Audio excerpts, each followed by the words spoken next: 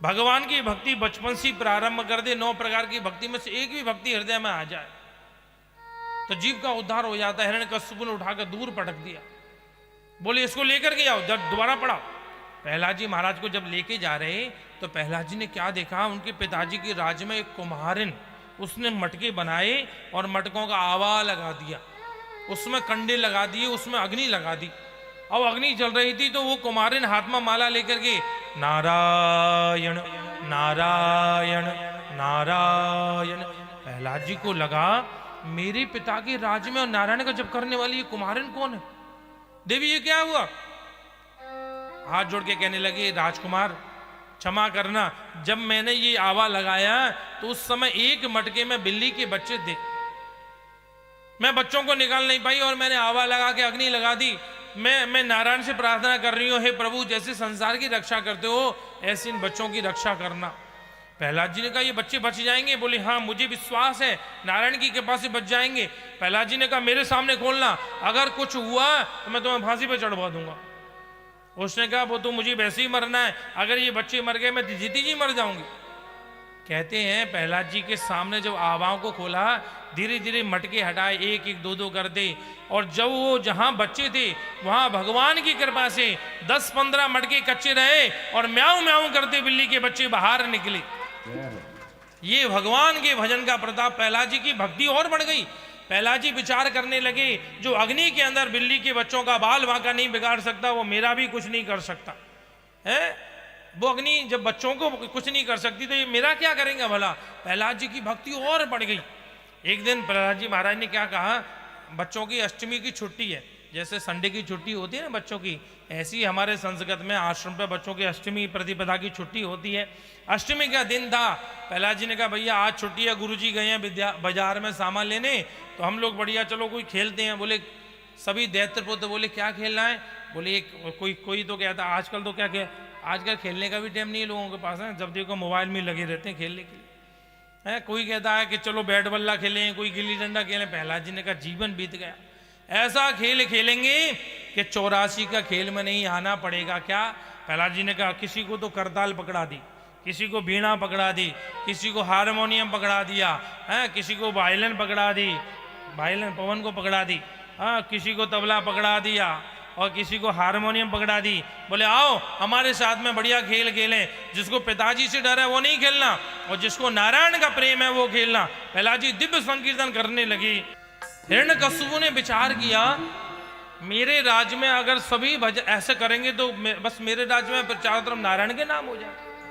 प्रहलाद जी की तरफ बच्चे कह रहे हैं क्या हुआ? प्रहलाद जी ने कहा कोई बात नहीं, हमें ना सब संभाल लेंगे, चिंता मत करो। हमारा हिरण्यकश्यप पकड़ के ले गया और कहने हिरण्यकश्यप ने गिर से गिराया, पहाड़ से गिराया, जल में डुबाया, सर्पों से दंशन करवाया, पर प्रहलाद जी का बाल बांका ना हो। जाको राखे साइया मार सके ना कोई, बाल न बांका कर सके जो जग बैरी हो। प्रहलाद की एक हिरण्यकश्यप की एक बहन थी मोहबोली, इसका नाम था होलिका। उसने ब्रह्मा जी की तपस्या करके एक सोल लिया वरदान में, और उसको एक वरदान था इस सोल को ओढ़ करके वो अगर जल में बैठे तो जल में नहीं डूबती थी। उस सोल को ओढ़ करके अगर वो अग्नि में बैठ जाए तो जलती नहीं थी और सब जल जाते थे। उसने आकर के हिरण्यकश्यप से कहा भैया तू चिंता मत कर, एक काम कर, बढ़िया चिता बना, मैं इस सोल को पहन करके बैठ जाऊंगी, ये प्रहलाद मेरी गोद में बैठा देना और सब ये प्रहलाद जल के भस्म हो जाएगा, मैं बच जाऊंगी। बोले ये उपाय बहुत बढ़िया है। प्रहलाद जी को गोद में लेकर के बैठी और भगवान कहते हैं जो मेरे भक्त का अपराध करता है मैं उसे छोड़ता नहीं, जो अपराध भगत करई राम रोष पावक सोई जरई। जो भक्त का अपराध करता है भगवान के रोष से बच नहीं सकता। अग्नि जलने लगी, भगवान ने वायु से कहा बोले जी ये होलिका की चादर है ना, होलिका से उड़ करके प्रहलाद जी के ऊपर गिर जाए।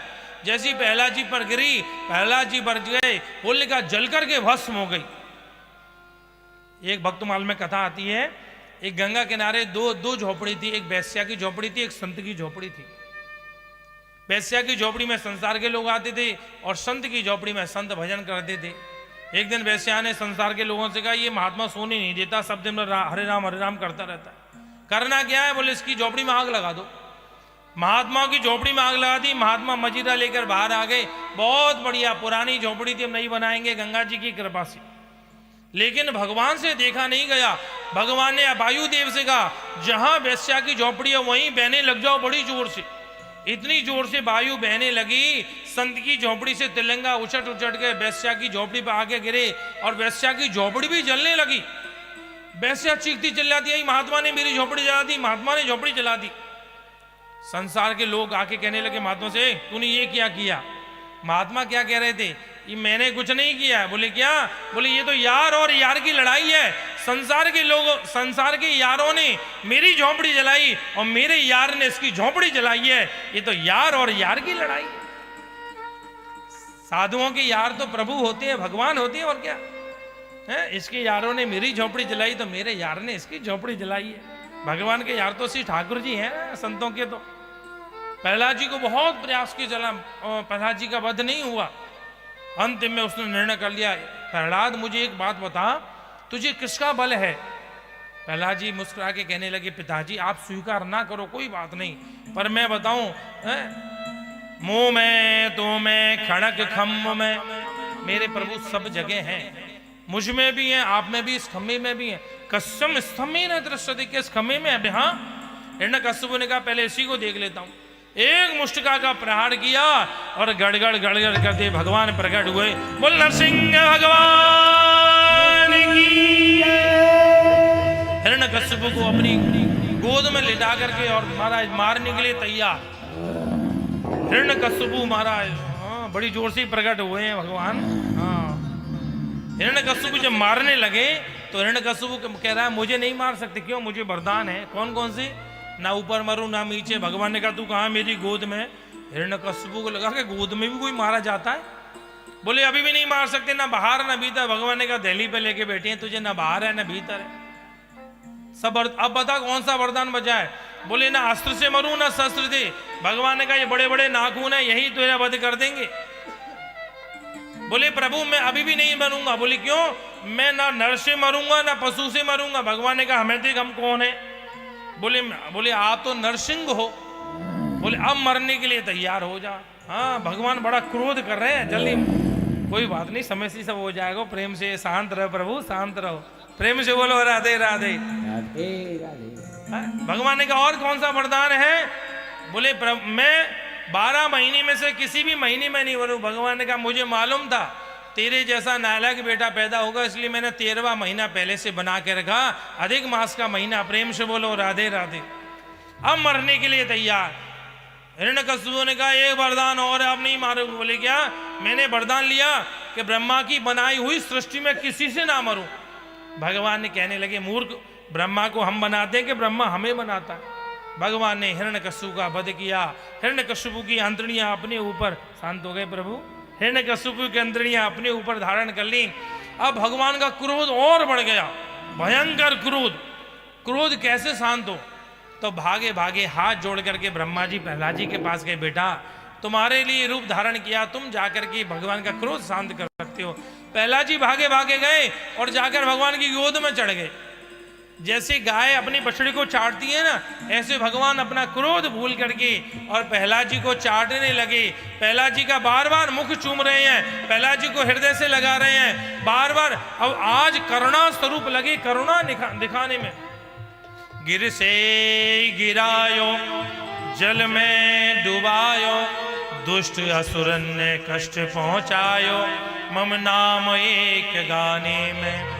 मंजुल मुखार बिंद चूम चूम कहीं प्रभु, क्षमा करो पुत्र मोए देर भई आने। भगवान कह रहे हैं हे बेटा प्रहलाद मुझे क्षमा कर दो, तेरी भक्ति में कमी नहीं, मेरे आने में देर हो गई, क्षमा करो पुत्र मोए देर भई आने में।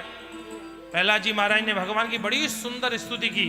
ब्रह्मा दया सुर गणा मुनयोत सिद्धा, सत्वैकदान बचयो बचसाम गणाते। हे प्रभु मेरे पिताजी ने जीवन भर आपकी अवहेलना की, आपकी निंदा की, वो कहीं नरक में ना जाए। भगवान मुस्कुरा के कहने लगे प्रहलाद तेरे जैसा बेटा जिसको खानदान में पैदा हो जाए उसकी 21 पीढ़ियां तर जाती हैं।